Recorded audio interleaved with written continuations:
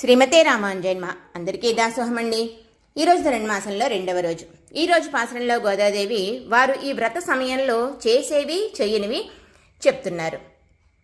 ఆనాడు శ్రీరామచంద్ర ప్రభు పట్ల హనుమకి ఎంతటి భక్తి స్నేహం ఉన్నాయో అంతటి భక్తి స్నేహం మాకు కూడా కృష్ణ పరమాత్మ పట్ల ఉన్నాయి అని చెప్తున్నారు.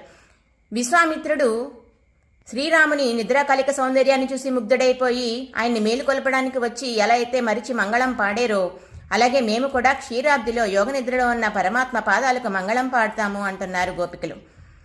దండకారణ్యంలో శుష్కించిన ఋషుల శరీరాలు చూసి రాముని మనసు ఎలా అయితే ద్రవించిపోయిందో అలాగే కృష్ణుడి మనసు కూడా ద్రవించేలా మేము కూడా మా శరీరాన్ని శుష్కింపచేసుకుంటాము, నెయ్యి తినము పాలు త్రాగము అంటున్నారు గోపికలు. భరతుడు రామతాపంతో సరియు నదిలో అర్ధరాత్రి ఎలా అయితే స్నానం చేసేవాడో అలాగే మేము కూడా కృష్ణ విశ్లేష తాపం చల్లార్చుకోవడానికి నీరాడుతాము యమునలో. ఈ వ్రతము అనే మిషతో మేము స్నానం చేస్తాము అని సిద్ధపడుతున్నారు గోపికలు. ఇంకా పెద్దల ఆచరణని మేము అనుసరిస్తాము, తప్పు మాటలు మాట్లాడము, దానం చేస్తాము, భిక్ష సమర్పిస్తాము, కాటుకు పెట్టుకోము, పువ్వులు ముడుచుకోము అంటూ కృత్య అకృత్య వివేచనం చేస్తున్నది గోదాదేవి ఈరోజు పాశ్రంలో. మరి మన పాలకొల్లు అష్టభుజ లక్ష్మీనారాయణ స్వామివారి సన్నిధిలోని ఆండాళ్ళమ్మ జడ ఈరోజు ఇలా అలంకరించబడి ఉందండి. శ్రీమతే రామానుజాయ నమః.